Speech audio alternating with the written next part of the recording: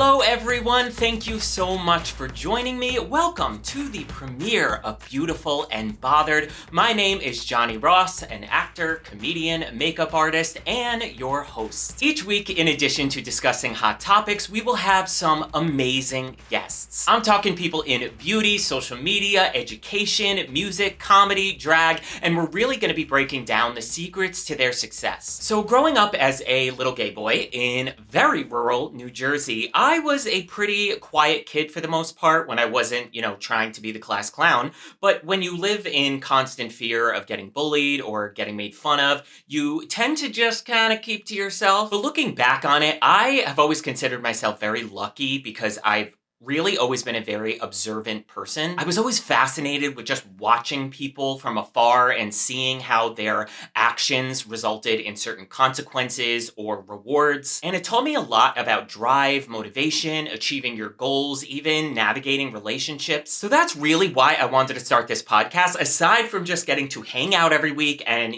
talk about all the gossip, I really wanted to bring you these conversations with such interesting people to really figure out that why was it when they got knocked down again and again? What made them keep wanting to try? Whether it was navigating divorce or their career or their personal relationships, I think it is just so valuable to learn from other people's experiences. And in a time when our attention span is just getting shorter and shorter, I think it's a great opportunity to just get to listen to someone's entire story, whether it's their life story or how they got to be where they are, and just learn from it. That's always been one of my favorite things to do. So I am so excited that you are here, and let's get this first show on the road. So let's jump right on in to today's hot topic.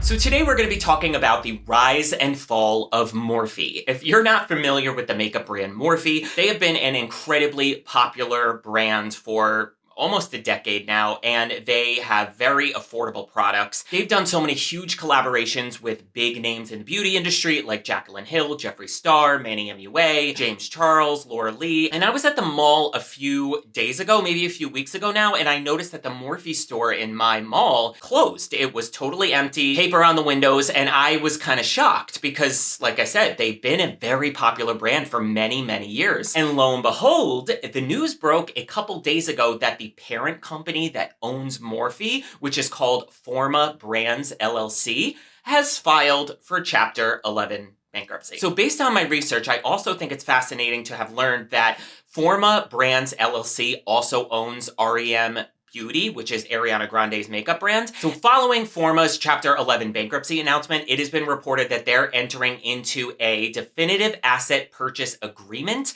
with entities including Jefferies Finance and Cerberus Capital Management, aka like those financial groups are pretty much bailing out Forma Brands LLC. The proposed transaction is expected to, quote, significantly strengthen, end quote, its financial position and, quote, provide additional support for the execution of its long-term growth strategy, which will focus largely on the company's global wholesale and e-commerce operations, end quote. So now we have a little bit of insight into why they closed their brick and mortar stores. Obviously, this is like, in my opinion, the politician's response to why it's happening. And on top of it, something else fascinating that just came out is that Forma Brands plans on ending its licensing agreement with R.E.M. Beauty, Ariana Grande's brand, and it's rumored because of underwhelming sales. So that's a little surprising, especially, Ariana Grande's brand, you think it would be doing very well.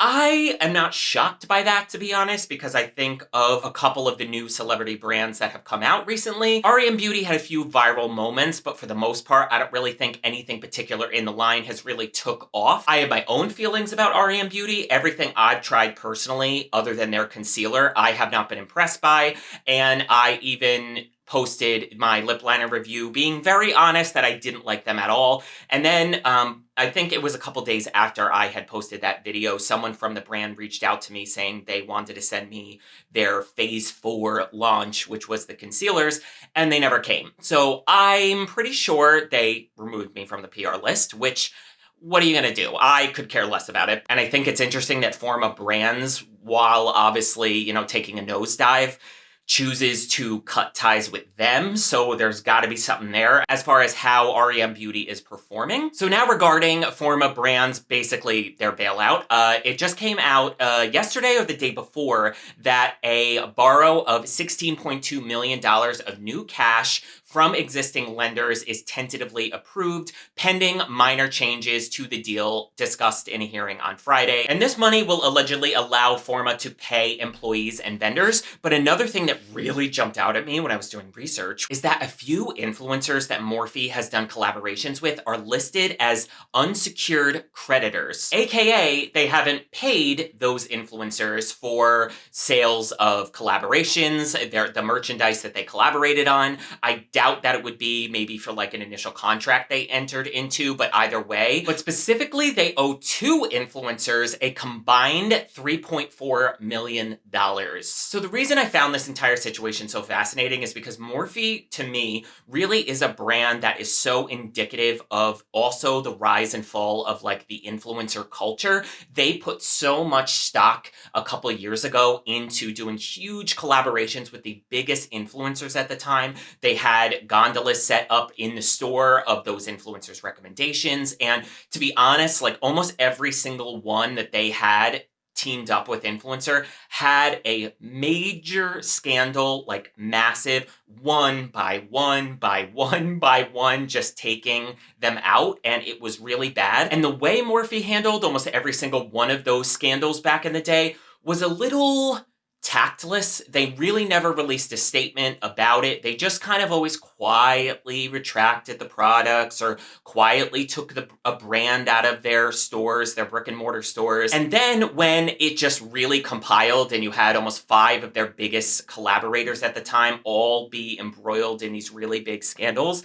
they tried to quietly rebrand with smaller influencer collaborations, launch a baby sister brand, Morphe 2, which was much more focused on skincare and lightweight makeup for Gen Z users that are more interested in that kind of thing. But it makes sense that they just raked in the cash when they were in their golden era of all the massive influencer collaborations. And now that they quietly tried to step away from that, it makes sense that over maybe the past 2 years or year, they really haven't been making what they were to maintain those brick and mortar stores. So that's really a lot of like the financial stuff that's going on. But the main reason I wanted to talk about this is there's been such a huge surge of Morphe employees taking to TikTok and social media in general, talking about how bad their experience was as Morphe stores closed. And all the videos I watched, it wasn't even just employees. We're talking like store managers here that were asking their district managers or corporate back in October when they were having 30-40% off sales. And then by November, they were having 70-80% off sales. Like,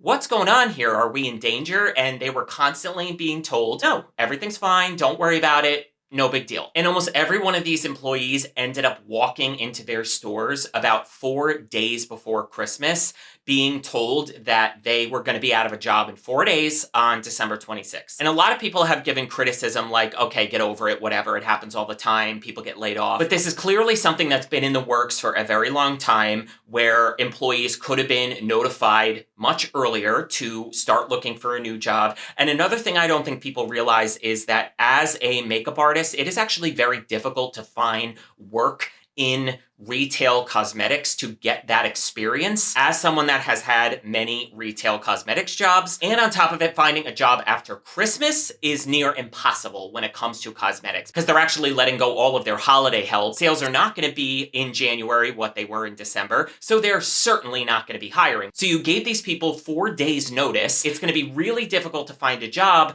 when they were asking you for months and months what's going on. Some of them did get severance packages. A lot of the videos I watched, the severance packages are pitiful. We're talking a week to 2 weeks, 3 weeks maybe at the max. So I really don't think it would have put such a bad taste in people's mouth, especially mine, if we weren't compiling on the entire history of the brand. Because this is a brand that has just been embroiled in scandal over the past 5 years, and they handled all of that, like I said, very tactless.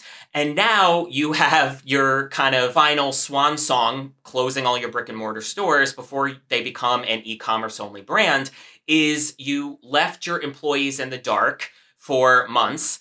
told them everything was fine up until 2 weeks before Christmas, and then let them walk into empty shelves 4 days before they were closing the brick and mortar stores and telling them all, you're not going to have a job in 4 days. So it obviously was a last minute cash grab to not freak any employees out, make them work their hardest up until the day the store was closing to get every dime they could, because they obviously are in such financial ruin. Forma Brands, the parent company that owns them, and you used the employees and tossed them out. And it is unclear whether Forma Brands LLC or Morphe were the ones kind of puppeteering this screw over of the employees.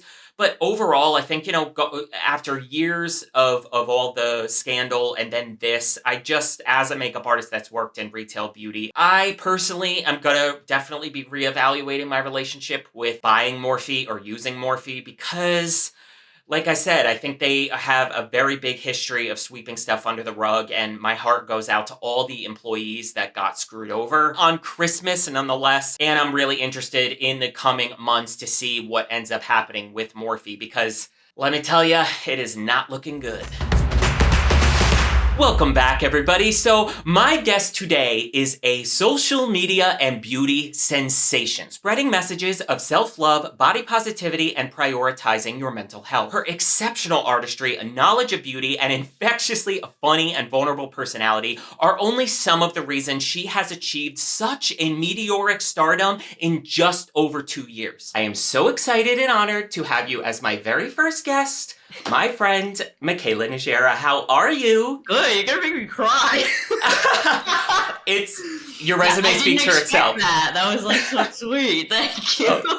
Of course. I have to say, for anyone who doesn't know this, and how would they, I think this is an industry and a career that is very difficult to kind of just feel like you have colleagues or make friends with people or build a community.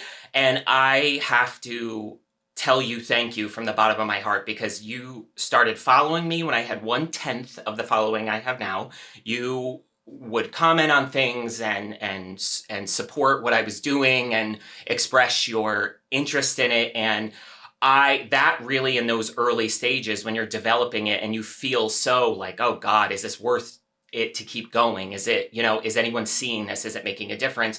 You doing that meant the world. And then moving on to meeting you and getting to see how you are the exact same person everybody sees online, and you are as kind and sweet, and that radiates out. It just really, for the first time in my career, doing this, which was unexpected for me, made me feel so validated and secure that there was other people that had that inside them. So I just have to let everybody know that. Oh my gosh. Oh, thank you. Wow. I mean, yeah, I remember, for people who don't know, I had an intimate dinner in New York City with Glow Recipe when I came out with my kit, and they said, "Who do you want to invite?" And I asked to invite Johnny, and he was so excited to be there. my first ever beauty event ever, and it was a email from Glow Recipe saying Mikayla would like to have an intimate dinner with you. So I was I was, went through the 5 stages of like crying, denial, happiness, joy. So, but yeah, it couldn't have gone better and just made me feel absolutely phenomenal. But I want to kind of just take it back to where it all began. So where did you grow up? I grew up in Massachusetts, South Coast, Massachusetts. I've lived there my entire life. So it's pretty much all I know. Yeah. In growing up in that area, throughout school, throughout high school, where did the Venn diagram kind of overlap that you realized you discovered this love for beauty? Did it go back that far, or was it after high school? When did that start? Yeah. So I'll try to make my little background story short, because I could write a book one day, and I might, honestly. But so when I was around 10 years old, is when, unfortunately, I did grow up being bullied for my appearance. and my voice, which is still a big topic of today. But I actually, my mom would bring home Avon catalogs. She had a friend who sold Mm. Avon makeup. You know what I'm talking about? And Yes. and my mom would, hand me them, and I was only 10, so I knew nothing about makeup. She said, "Do you want to try anything?" And my mom is an artist herself. She's very, very creative, so she was always really open about makeup, which I really appreciate. Yeah. Um, and so I took a little Avon magazine and I circled a bunch of stuff, and she ordered it for me. And, when she gave it to me, I looked at it and I had no idea what to do with it. But I just I had one of those door mirrors just hanging on my door, and I would sit on the floor, look into the door mirror, and just play around with the makeup and figure it out. And I originally started wearing makeup because it made me feel better about my appearance. So the bullying I went through was specifically being called a man, or a man who dresses like a woman. I struggled a lot with my identity, specifically feeling feminine, feeling like a woman, because a lot of people made me feel like I didn't deserve to be a woman. And Mm. makeup was kind of that one thing that I would put on and I would feel very feminine and beautiful and pretty. But Hmm. I was only 10 years old, so. And then I'd say by the time I turned 15 is when beauty YouTube just like blew up. And that's when I started watching all the beauty YouTubers and kind of discovering what makeup actually is, which is a creative outlet. It's a canvas. It's artistic and fun. And that's when I started doing like the winged liner and trying playing around with eyeshadow. Um, Hmm. and I remember to this day one of the first colorful palette I ever got was called the Urban Decay Electric palette. Do you remember that? Yes. It came with a warning saying it Yeah. was going to stain your eyes. Yeah. Yeah, so it was the Yes. first colorful palette I ever bought, and it was an insane palette. It was super bright colors. It was very Yeah. pigmented, and that's kind of when I fell in love with just doing the crazy eye makeup and the fun lip colors and going all out with it. So it's interesting how I started wearing makeup to feel better about myself in school, Yeah. and then it changed over time, and I learned how it's all about artistry and creativity. Hmm. So I'm happy that shift happened for me because, at 10 years old, to go through that sucks, but I've really grown since then. So Yeah. thank goodness. Speaking of the YouTube boom, I think there was the centuries old understanding of beauty and makeup, and that ties into getting bullied in high school, and even me when I was in my later years of high school, kind of dealing with coming out. It started as a suit of armor. You get to put on an exterior Mm, that is more confident to present to the world. And a lot of people still have that mentality. And I yes. think a lot of us try to, at least I know both of us always try to infuse this message in our content and how we talk to people, is there really is that switch where we want to almost rebrand what makeup can be, in Exactly. the sense that it can start that way, but it doesn't have to continue that way. It becomes this thing that is solely about self-expression and solely about playing and artistry and creativity. And a lot of people, it's difficult sometimes to deal with the comments from people that see you, both of us, maybe wearing as much makeup as we are, doing what we do, and saying, why do you have to do that? Why do you have to put this on? And how do you like to frame your message to your audience and really get them to understand how unintimidating and fun and creative makeup can be? Right. Yeah. When I worked at Ulta specifically, people would come in and they always, if I went up to them and said, "Do you need help today? Would you like any help?" They always came in with like a negative, if that makes any sense. I want to cover my acne. I want to get rid of my dark spots. I hate my wrinkles. It was always something negative, and that's kind of when I realized that for a lot of people, makeup is an armor, like you said. Hmm. Um, and that's something I loved about working in retail at Ulta was I could sort of like shift their mind frame, if that makes any sense. 100%. Yeah, and sometimes it takes a lot of work to shift the mindset. But I used to be the type. I couldn't go to the gym without makeup on. I wouldn't go anywhere without makeup on, to be honest with you.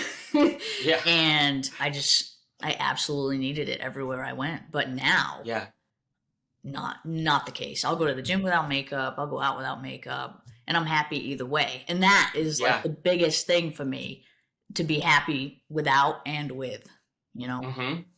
Well, that's the funniest thing, because I'm the exact same way. I think you and I would love for people to understand this or hear this, is that both of us are in a phase in our life where makeup is completely artistic for us. It's self-expression, and we maybe wear, full glam. We do all of this stuff, but once you almost conquer that and get to that place and have fun with it, that's when something clicks and you go, I don't need this. I don't need this. I want this. And then when I'm not in that space where I'm, going to a wedding or going out, and especially me as a guy, I don't get in full, a little tinted moisturizer every now and again.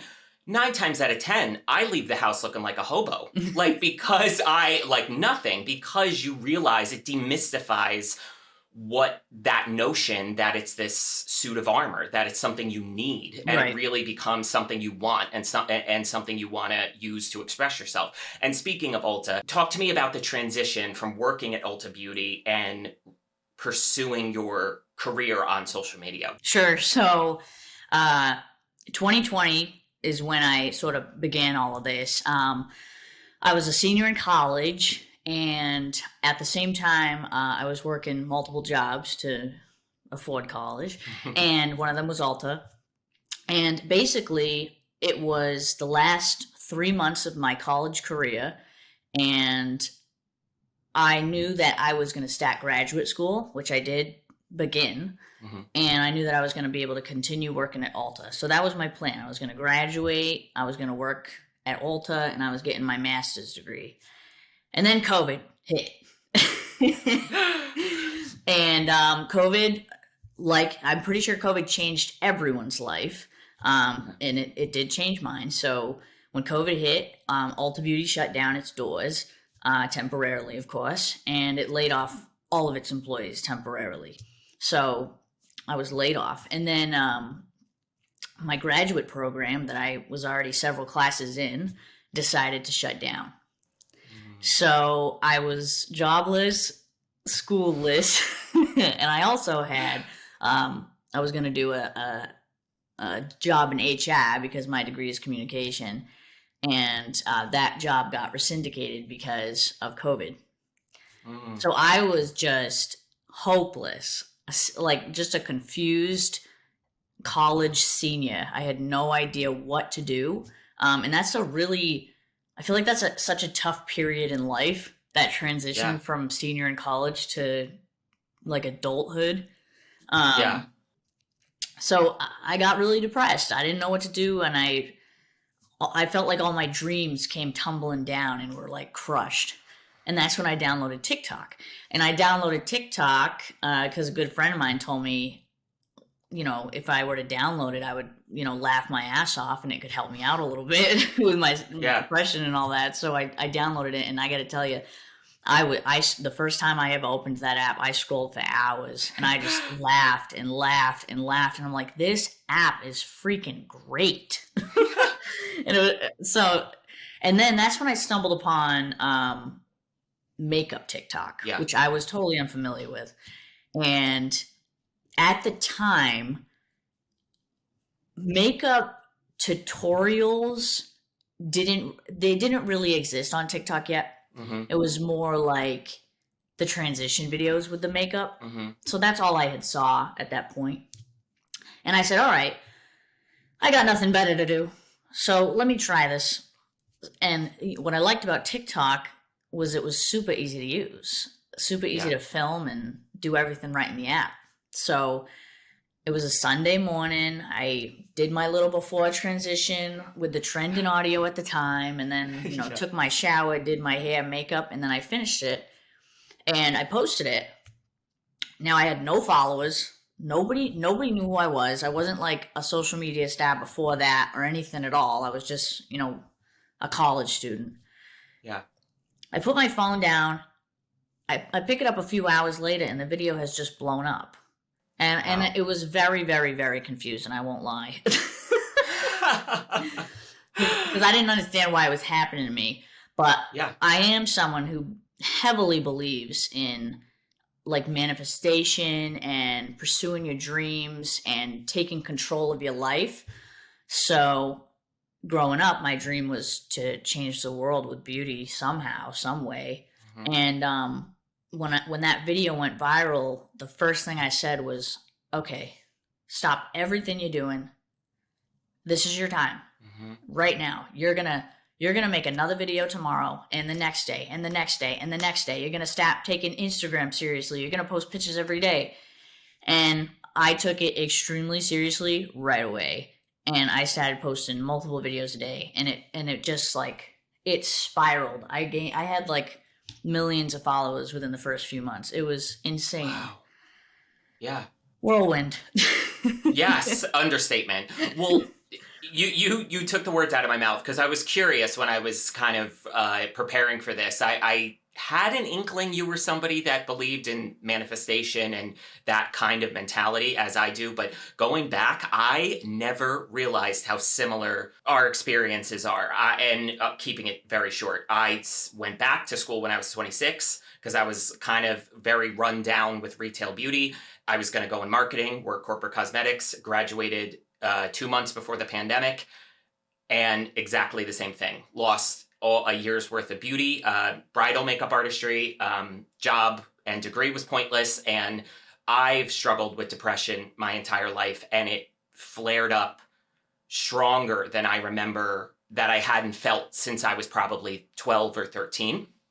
And something else that hit me was, when you said it blew up, I didn't know why this was happening. And I think you're somebody that has really like hit their rhythm connecting with your audience. Like that radiation of authenticity and vulnerability, which is not easy for many people to do.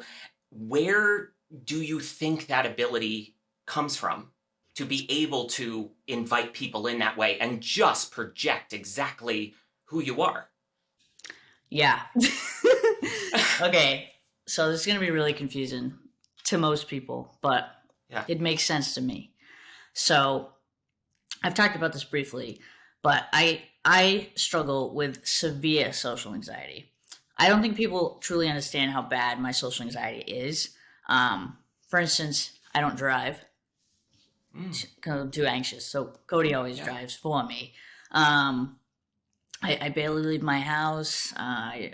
I'm afraid of public transportation. I've never taken like a bus. Like it's something I've battled my whole life, and I've done tremendously well with overcoming it over the last few years. And I've made videos about it on TikTok. Like I took my first plane alone, which was like a huge deal to me. I took a train for the first time this past year, which was a huge deal for me.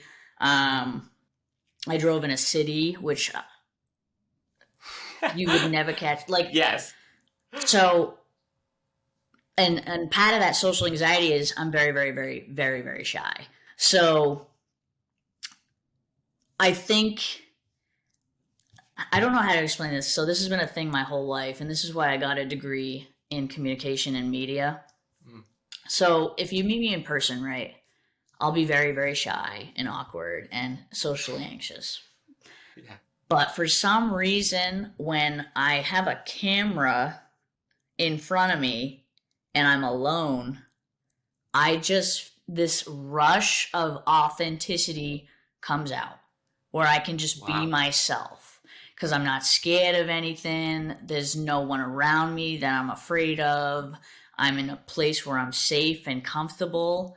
And like I said, a lot of people are probably not going to understand what I mean by that. But for some reason, that's why when I say TikTok saved me, I mean it, because social anxiety has been a big issue in my life that has taken over my life many times. But TikTok just allows me to come out of that And that's why I love TikTok so much. And that is a big reason why I post so much and I film so much, because just to be taken out of that social anxiety and to be able to be Wow. myself and have fun and laugh and let that Mikayla personality out that I most often hide because I'm Yeah. so anxious, it means a lot to me. So, Yeah.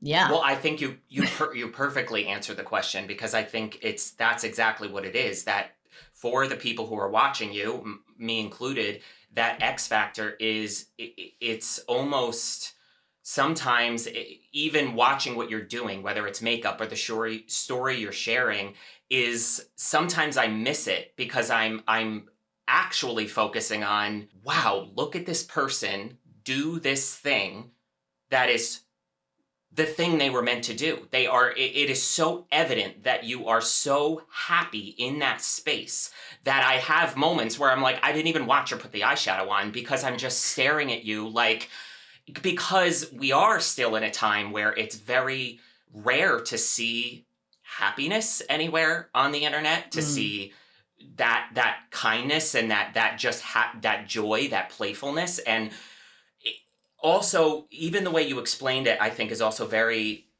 evident. It speaks to your ability to self-reflect, and you've been very open about your struggle with mental health and depression. And like I said, I've gone through it as well, and I know the feeling. But how did you first realize that you were struggling with that, or when, what age, how did that journey kind of begin? Well, I was first. I mean, I've struggled with just myself as a person all my life. like in so I come from a very creative family, like I mentioned, to the point where my mom would like sew me dresses that were really like crazy and colorful and I fun. love that. So, you know how like when you're in elementary school they take like a group photo of the class? Yeah. So like when I go back and look at those photos of the class, I always would stand out because of how I would be dressed. Yeah. Um, and that's sort of that first time I looked at that photo, I was like, okay, I feel like I really am very different than a lot of people. So like, Mm, I just always felt different. I was diagnosed with depression at 12. mm, So I've been struggling with it for a long time, and then I was diagnosed with the social anxiety when I was 18, mhm. and then I was diagnosed with OCD, which today is my biggest struggle. Mm, And then I unfortunately struggle with an eating disorder as well, and it's tough because when you struggle with mental health to that degree, it's difficult to not let it take over your entire life. mhm. And that's why I talk about it so much, because if I were to stay silent about it, I would be struggling, Mhm. you know? Yeah. So I talk about it to TikTok, to a psychiatrist, to a therapist, to my family, to Cody. Just talk about it. I think that's like my Yeah. message. We're so conditioned to believe that talking about mental health makes you a victim, Mhm. which is so not true. I feel like everyone has some sort of struggle mentally, physically, emotionally, whatever it may be. And I just wish that there wasn't so many stigmas around talking about it. You know what I mean? Yeah. Well, that brings me to, let's talk about the 519 of it all, not the issue itself, because it's dead and buried, but I am much more interested in discussing what led you to take a break from your career. The video that Mikayla posted, for those who don't know, was kind of just reflecting on the incident, but then mostly saying that she was going to take time to step away to focus on her mental health, for yourself, for your fiance, and which I also loved that you spoke to in that video, because I feel the same way. When you have someone that supports you as much as Casey does for me, as Cody does for you, and you specifically said, I need to take care of Cody and nurture that relationship, and I loved that. But yeah, what made you realize that it was time to step away and do that? Because not many people would do that with the following you have, which I found so phenomenal. So walk me through that thought process. Sure. So yeah, it is a coincidence that it happened right at the 519 thing, because I was gonna take the break, and then that happened to happen at the same time, and I was like, shoot. But so like you said, so I thought about taking that break for over a year. And I just kept putting it off, because brand trips would come, opportunities would come. I would get video ideas that I wanted to do, like, and all this pressure. And I just kept putting it off. And I said, you know what? I'll work on my mental health later. I'll work on it later. I'll get to it.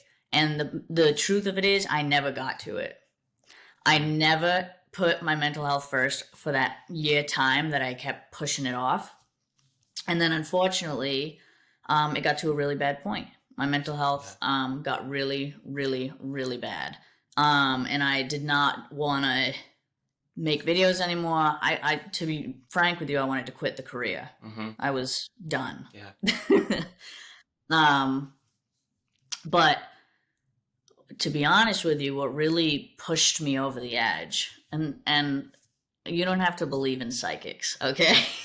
I do, but just so you know, yes. So I think psychics are very interesting, and I think they can give good insight if you're interested. But so I went to a psychic, and the psychic said,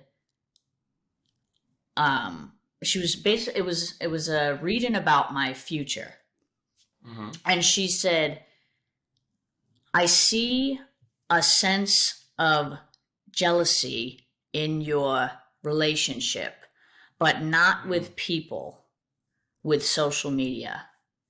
And I said, what do you mean by that? And she said, someone in your life thinks that you put too much time into social media and not enough time into them. Wow. Just to be honest with you. And I do.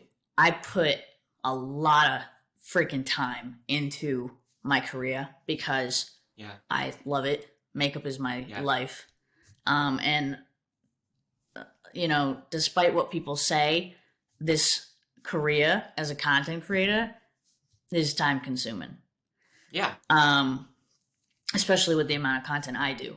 But so essentially, I realized that I was putting my career first and not Cody, who should be first, because he is my fiance, he's my future. Yeah. Because at the end of the day, I could lose everything, my career, my house, everything, but Cody's the one that's going to be there for me at the end of the day. Yeah. And he means the freaking world to me. I don't want to ever lose that man. He's my life.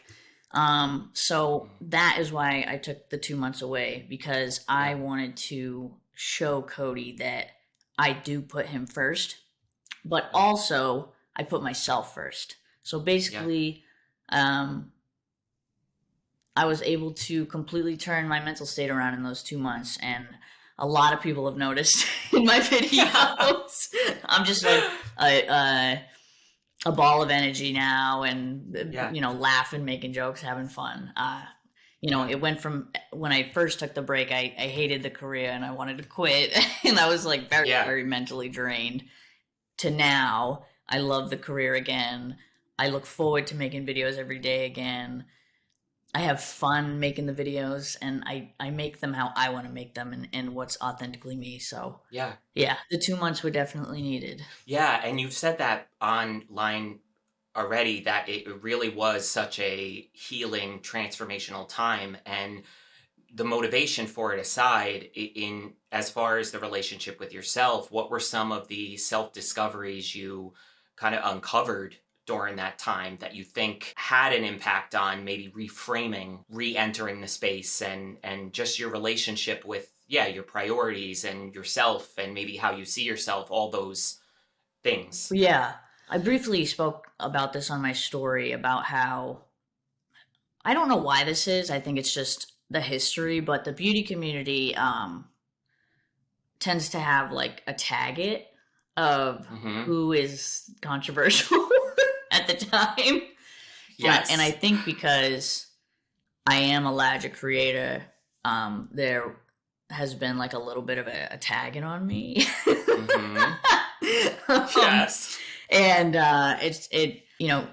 constant hate accounts being made about me and Reddit threads and videos and it just destroyed me. I'm being very Yeah. honest with you. I mean, Yeah. a lot of people say like, don't be, what is that phrase? Don't be the cook if you can't be in the kitchen or something. Sure. You know what I'm talking about. Yeah. I'll Google it and insert it over here. Yeah. So a lot of people say like, Mikayla, like you should not be an influencer if you're sensitive and you can't handle the heat. You can't handle the hate, like don't do the job. Yes. But why? Like Yes. I'm a human. Like am I not supposed to feel any emotion regarding this? Yes. And I'm a very emotional person, and that's like not something I'm gonna shut off. Basically, and this is so strange to me, right? So like as I got bigger and bigger and bigger and bigger, I was like, all right, I'm probably gonna get canceled like really soon. Because it's just like it's basically in the job description if you're allowed to create it. So when the 519 thing happened, I did not expect myself to react the way I did. Yeah. So when I first saw it, I was in New York City for an event, right? And at 6 a.m. I had to go to the bathroom. So I woke up in my hotel room and I go pee or whatever. And then I come back to bed and I was like, let me just check my phone real quick. And I open TikTok and all the comments, they're just flowing in. And it's 6 a.m. and I'm like, wait, what? And I'll be honest, I did bawl my eyes out for a good hour. Justifiably, yeah. But then I felt this like really strange sense of relief. Okay. Because all these hate accounts are just building all this Reddit shit, and like I'm like gonna explode. But then the 519 thing happened, and I felt relieved because I could handle it, if that makes sense. Yeah. I could handle something so intense. Yeah. And I felt really strong, to be honest with you. Wow. I literally have to read you exactly the question I wrote because it's hysterical that you brought this up. I literally said, in a recent Instagram story, something you said struck me. It said, when I got the platform I did, and I'm paraphrasing, I always knew when I was canceled, it would be hard, but it wasn't as bad as I thought. What does it say about our culture that the minute you become a public figure, there's almost this anticipation that that's going to happen? And I think the lesson is no matter what you're going through, whether it's something as big as that was completely directed at you or a loss of direction or hope, that you were able to step back and prioritize your relationship, yourself, and recalibrate your perspective of dealing with it, or motivation on how to go into it, is something everybody can use with what they're going through and doing. And another thing that happened recently was you were dealing with accusations of photoshopping your body, which I know you know, and anyone with a brain knows you've never done and never will do. I'm interested in knowing the importance to you of why to address these accusations opposed to just letting trolls be trolls. Yeah, I mean, you know, when you're a big creator and you have 14 million eyes on you, you know, there's going to be a group of people who go to dig up every possible thing you've ever done wrong in your life, even if you were 11. So a lot of times I just let it whatever. Like, yeah. Like I'm not gonna apologize for something I did when I was 12. Okay. Yeah. Like no. Like I already took accountability for shit I did when I was 12. All right. Yeah. But the body editing thing obviously was recently. It was the video I posted on New Year's Eve. And nothing pissed me off more than that. Let me tell you, I usually do not address things because I just think it's stupid. But nothing made me more upset than people saying I edit my body, because I've dealt with my eating disorder for going on 8 years now, and body dysmorphia is a big piece of that. So to me, body dysmorphia is, depending on what mirror I'm looking in, I'll see my body differently. So sometimes I look in the mirror and I will feel thin. Sometimes I'll look in a mirror and I will feel massive. And it's just really confusing mentally that I don't really know what I look like. Yeah. But either way, for people to say that I would edit my body when I am trying to recover from an eating disorder, Yeah. it's honestly sick. It is. And very wrong. And I wish people understood the difference between a filter being on a video versus the frames not being able to catch up with the camera movements. Like, Yes. I cannot teach people that though, you know? Yeah. Like I think you film on like a real camera, right? Yeah. Okay. Yeah. Painfully HD, see every pore. Yeah. Camera. Well, I film on this, so and the front camera, not even the back one. And people don't realize we are staring at ourselves, our face, all day, every day. Yeah. It's all. That's a lot. It is a lot. It messes with you. Yeah. Because you're like dissecting your face every day. Yeah. So yeah. Yeah. Well, and that makes. I mean, obviously, it was, part of it was rhetorical because it is very important that you are doing that, because there is so many people that deal with this on a much smaller scale, but then again, they may not be as used to it, which is a shame for you. You shouldn't have to be used to it, but I can't imagine how many people are going through exactly what you're going through, getting reassurance and positivity out of you, sharing that message. What overall, now post this fall, this winter, going into 2023, now that you're excited again to re-enter this space and it's very evident, what are you looking forward to most heading into the new year as far as projects or content or just even professionally and personally? Yeah, I mean, the biggest thing, and I'll make this very clear, absolutely no one can hurt me this year, because I'm getting married this year, and that is going to be the happiest time of my life, and I am I'm like really excited. Yeah. Johnny will be there. But this year, to be honest with you, is going to be very much focused on my relationship and my wedding and making sure that I stay mentally stable because on that day, which is in 6 months, less than 6 months now, I deserve to be happy, and Cody deserves to be happy, and it deserves to be a beautiful day. So I'm really going to put a lot of focus on just maintaining the happiness that I feel, but also recognizing that I will have bad days sometimes and making sure I understand how to cope with that and get through it. A lot of people ask me, like, what's next for you, Mikayla? And to be honest, people are like, we're waiting for a brand from you, or we're waiting for you to be on television or the red carpets or whatever. And I feel like a lot of people don't realize what my end goal actually is, because I don't want to have a brand. I don't want to be walking red carpets. I don't want to be on television. Yeah. I just want to continue to share my passion of beauty with whoever will listen. Yeah. So, and a lot of people don't realize I still take clients, because that's like, for me, a sense of normalcy, if that makes any sense. Because there is nothing normal about being an influencer, in my opinion.